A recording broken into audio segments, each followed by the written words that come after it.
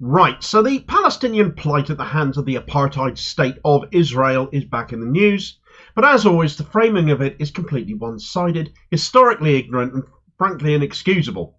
We condemn Russia for invading Ukraine, but the same has been happening for far longer in the Middle East. So why is it we're picking and choosing whether to side with the oppressed or the oppressor in both cases, making the entire Western world look like a bunch of hypocrites? What our mainstream talking heads should be asking is why the escalation by Palestine and Hamas now?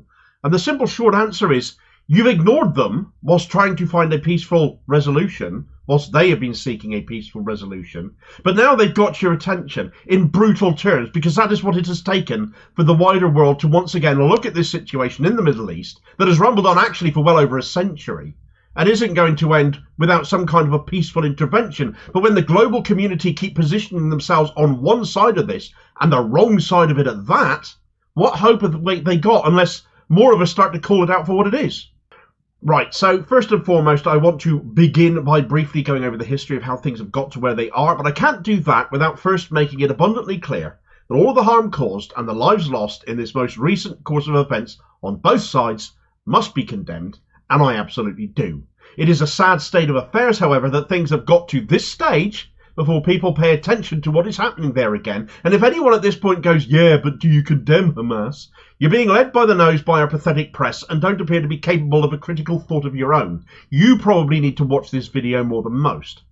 Okay, so back in the 1880s, Zionist Jewish settlers began settling in Palestine, and by the early 1900s were a fairly significant political movement. And after the Balfour Declaration in 1917, became all the more so with British support then for the establishment of a Jewish state within Palestine. So we here in the UK have a significant role in what happened then, right up to what is happening now. Tensions rose, and by 1947, the UN were pushing for partition in Palestine, establishing two states, one for Arabs, one for Jews.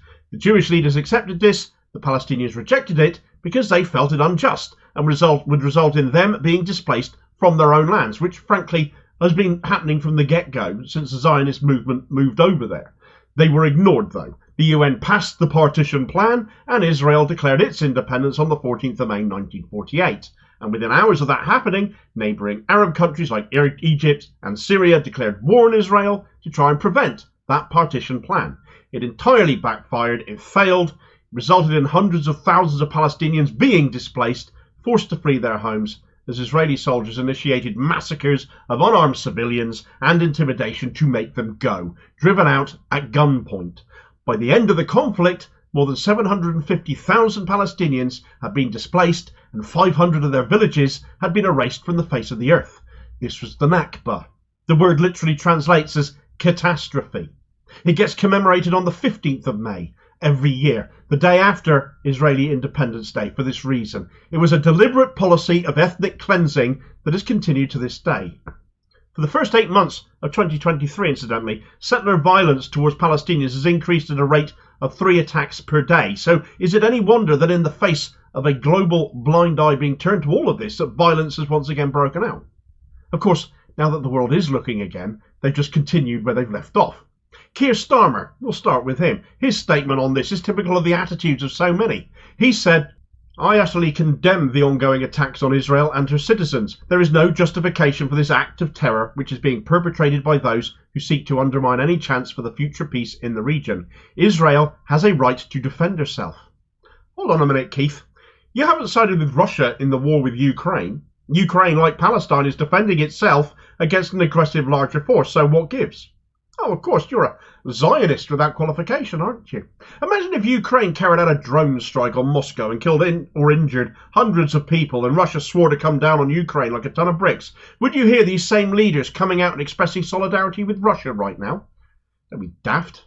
Starmer and his ilk don't acknowledge that Israel is doing anything wrong, unlike Russia, despite the fact both are occupying or wannabe occupying forces. So your opinion is not borne out by logic or facts, just your opinion. And actually, this is symptomatic of the rest of our political class and every rancid media narrative going right now.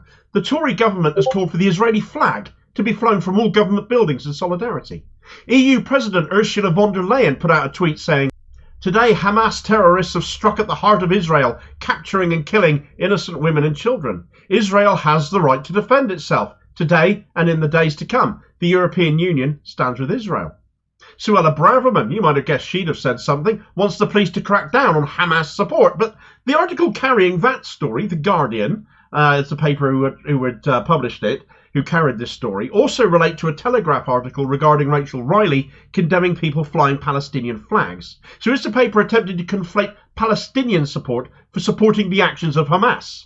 Because that's not what people are doing. A great many of us are aware of the plight of Palestine without supporting the violence we're seeing. But if you ignore a problem and people who are being oppressed want you to take notice, don't be surprised when violence is what you end up seeing.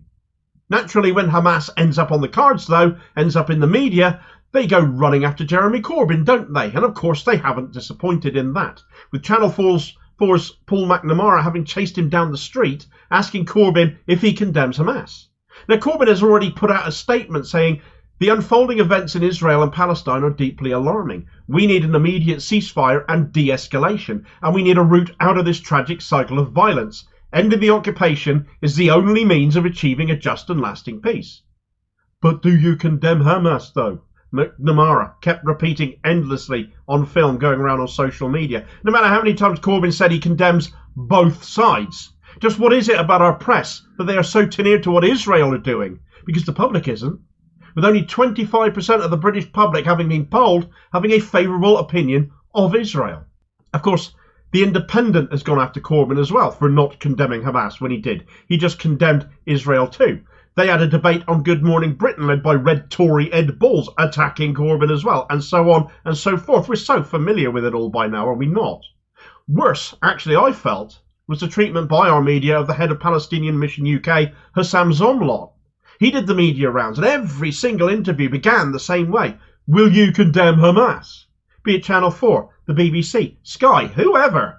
The first question was always carried the same inference, that this is Palestine causing the trouble. Condemn it first, then the public will know Israel are the victims.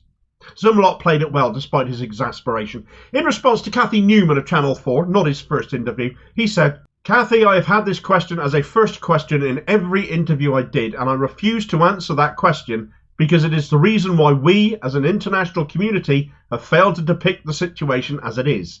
This business of always being obsessed with blaming the victims, the occupied, the colonised, the besieged, when in fact I didn't see you ask about or condemn the killing of a family that your reporter just said about." Cathy Newman, in her typical way, just talked over that, still seeking a condemnation of the killing. That's a slightly different phrasing though, isn't it? Zumlot came back with that. It is tragic, and this has to stop. And this approach by international Western media has to stop also. There is no way we can draw symmetry. The one side that is responsible for this is the occupying power. You cannot draw symmetry between militant groups and what you call here in the West the only democracy in the Middle East. This isn't about Hamas. This isn't about the last 48 hours or what the Israelis have seen. My people have been seeing the same over a period of 75 years. This is about a Palestinian people, more than 13 million of us, that have been denied our very basic rights for almost half a century. And he's right. Hamas is the easiest thing to point at and condemn, and of course what they are doing is condemnable. But so is what Israel has been doing for the past 75 years since the Nakba, and before then too, leading up to that. Let's address that point on Hamas though. These are terrorist attacks, they say. It's an atrocity that they've killed innocents, we're told, and yes, it is. Hamas must be stopped. Well, Hamas, of course, came into being as a direct result of Israeli aggression against Palestine to begin with. If Russia, as a for instance, invaded the UK tomorrow and took your house away from you and killed your family, would you stand by and take it? Well, why would you expect anyone else to? Hamas are an Israeli-made problem, and if they want to deal with them, not treating Arabs as second-class citizens might be the way to start that. Israel isn't referred to as an apartheid state for fun. That's a term arrived at as a result of Israel denying Palestinians basic rights. And that's based on religion, and it's based on racism. And one of the biggest examples of the blatant apartheid on show is the law of return, which allows anyone of the Jewish faith, regardless of background, regardless of connections to the Israeli state anywhere in the world, to settle in Israel, claim citizenship there, no doubt on land stolen from Palestinians these days. It confers rights on Jews that it denies to Palestinians. There are 6 million people of Palestinian descent, those forced out by the Nakba, who are barred from returning in flagrant disregard of international law, I might add, which isn't being upheld. Palestinians only get access to water when allowed to, power when allowed to, can have no airport, can only come and go by the leave of Israelis. If that isn't being treated as a second-class citizen, if that isn't the very definition of apartheid, then I don't know what is. One of the favourite excuses I've seen bandied around is that Israel have offered Palestine land 5 times since Zionist rule.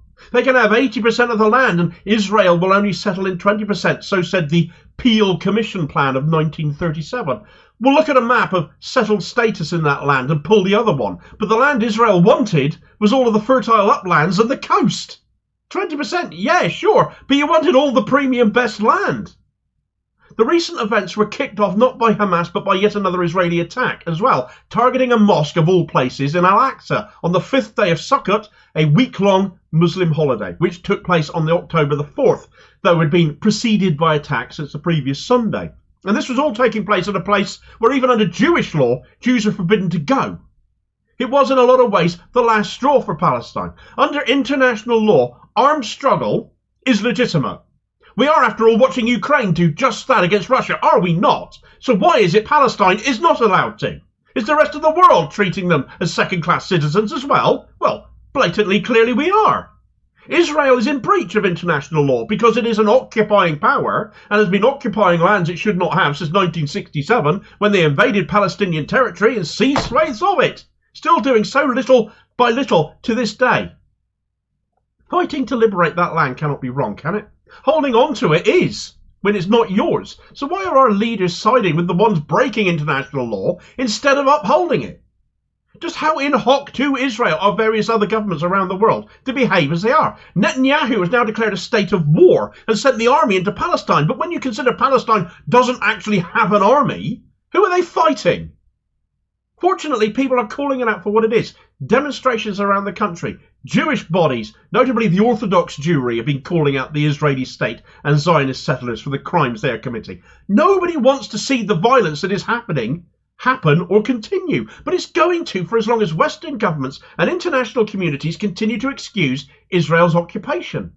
It's apartheid, and supporting that, excusing Israel in a way nobody else would get away with, well, how is that right? What I want to see is the end of the occupation, a two-state solution. That is meaningful and fair, that the human rights of Palestinians be met and adhered to. This was not a merely unprovoked attack by a terrorist group, when if it was the Azov battalion in Ukraine, they'd probably be referred to as freedom fighters instead. But not in Palestine, they get referred to as terrorists. A response to 75 years of oppression and occupation the rest of the world keeps turning a blind eye to.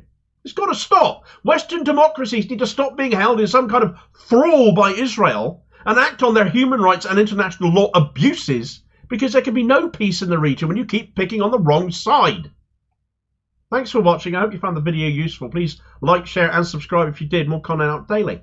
Meanwhile, here's a video recommendation where the Labour conference, on right now, has seen Keir Starmer censoring any mention of Israeli apartheid from the Palestine Solidarity Campaign stall there, and on their stall and in their literature, thus illustrating the scale of the problem we face in getting the truth out in this country. So is the case that our leaders are so poor and they keep following this pro-Israel narrative. And well, I'll hopefully see you on the next video. Cheers, folks.